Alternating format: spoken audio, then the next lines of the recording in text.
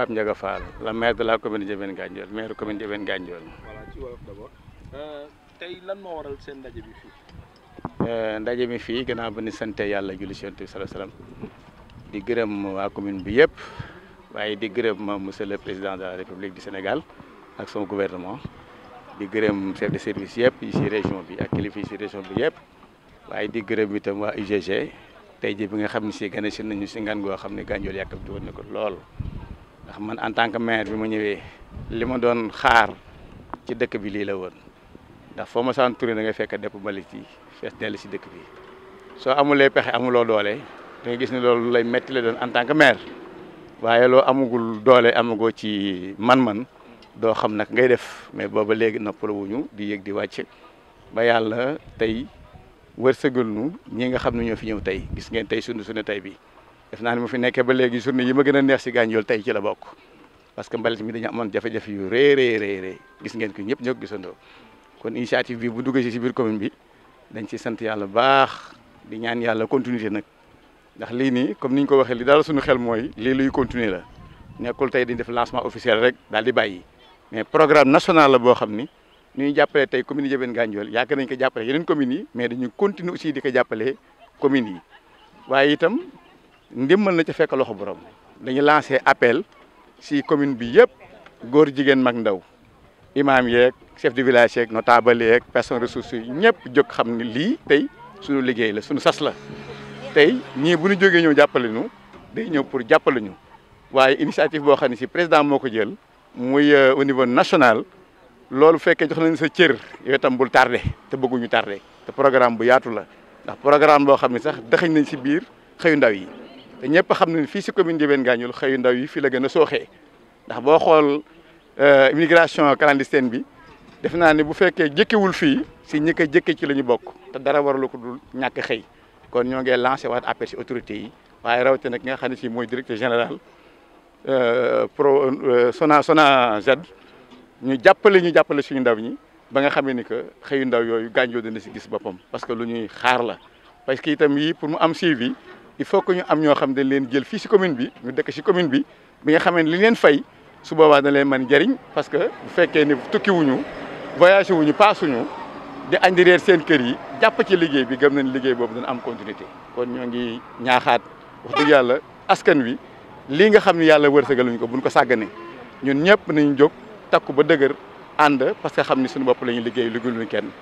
te mbali dafa bokk si loo xam ne si dafa gaaw joxe feebar te nit ki aussi itam faju mënta ñàkk waaye bañ a feebar gën faju kon war nañu góorgóorlu ba mbalit mi soruñu te bu ñu fàtte ne Gandiol dëkku touristique la fu nekk la nit di jóge si àdduna bi di tudd Gandiol donte ñun duñu yëg ñoo ngi ñu tudd mais ñoo ngi ñu tudd fépp si monde bi kon suñu dëkk melee nii nañu fexe ba li amoon si gannaaw bu mu fi amati ci kanam te ku fi ñëw li fi indi mooy ñëw noyyi oxygène buy jaxasoog mbalit daanaka dootu amati benn importance kon ñoo ngi ñaax askan bi di ñaax commune bi di itam dolli itam gërëm ñi nga xam ne tey ñoo tey couleur suñu journée bi moi waa UGG ak seen kilifa yi si kaw di sant bu baax di gërëm bu baax. Cheikh Fall, je suis le coordonnateur du cadre communautaire de développement durable. Voilà, au nom du maire, revenir... Au nom de monsieur le maire, que nous remercions parce qu'en fait, voilà une activité que nous attendions depuis des années. Il s'est engagé à le réaliser. C'est encore pour nous un grand succès. Comme il l'a si bien dit, c'est une journée de lancement. Mais les activités vont se prolonger au niveau de chaque village, au niveau de chaque circonscription, appuyée par l'UCG.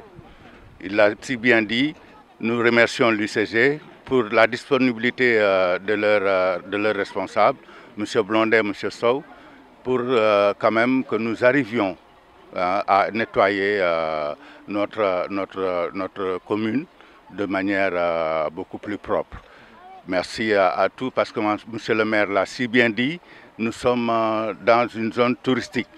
et nous sommes aussi dans une zone où l'environnement est menacé. Donc quand on travaille sur l'enlèvement, l'évacuation des déchets, je crois que nous sommes prêts à nous engager et nous engagerons aussi les communautés, les populations à venir sur ça. Voilà, il a lancé un appel aussi aux jeunes, aux femmes pour le suivi justement de ces opérations. Justement parce qu'il y a un comité qui a été mis en place. Il y a 6 GIE qui ont été mis en place et qui sont fonctionnels. qui ont des charrettes, qui ont des poubelles,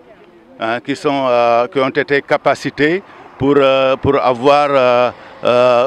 savoir comment gérer l'argent et voir aussi comment les populations vont s'impliquer. Parce qu'en fait, les déchets sont produits par les populations, mais c'est les populations aussi qui les évacuent. Et ce qui nous intéresse, nous, c'est la collecte et l'évacuation. Maintenant, il y aura d'autres choses au niveau du CIVD hein, pour la valorisation de tout cela. Mais jusqu'à présent, nous, ce qui nous intéresse, c'est l'évacuation. Ce qui nous intéresse, c'est la collecte. La collecte se fait à domicile avec les charrettes. Maintenant, l'évacuation va se faire aussi avec les charrettes à des points de rupture normalisés. Et maintenant, l'UCG va prendre le reste pour l'amener au niveau du CIVD. Oumar Sow,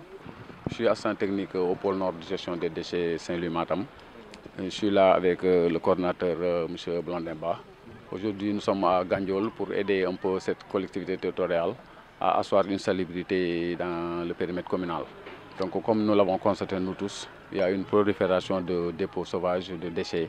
Et cela est dû à la faiblesse des moyens de nos collectivités en général et à l'absence de dispositifs de gestion des déchets. C'est sur les aspects organisationnels. Donc aujourd'hui, nous sommes là pour procéder à la mise à niveau, enlever les dépôts sauvages et essayer d'implémenter un système sommaire de gestion des déchets de façon provisoire, en attendant la mise en place d'un système durable de gestion des déchets. Donc au sortir de cette activité, nous allons mettre des dispositifs pour permettre aux populations de procéder à un apport volontaire au niveau de ces dispositifs-là que nous allons réenlever pour amener les déchets au niveau de la décharge de Gandon. Donc cet accompagnement-là, nous sommes dans l'équité territoriale, ce sont toutes les communes du Sénégal qui bénéficient de ce même type d'accompagnement. Donc c'est toujours dans le cadre du plan Sénégal émergent et dans le cadre de la décentralisation qui sont les deux matrices d'orientation en matière de politique publique et encadrent les activités de l'UCG qui est domicilié au sein du ministère de l'Urbanisme, du Logement et de l'Hygiène publique.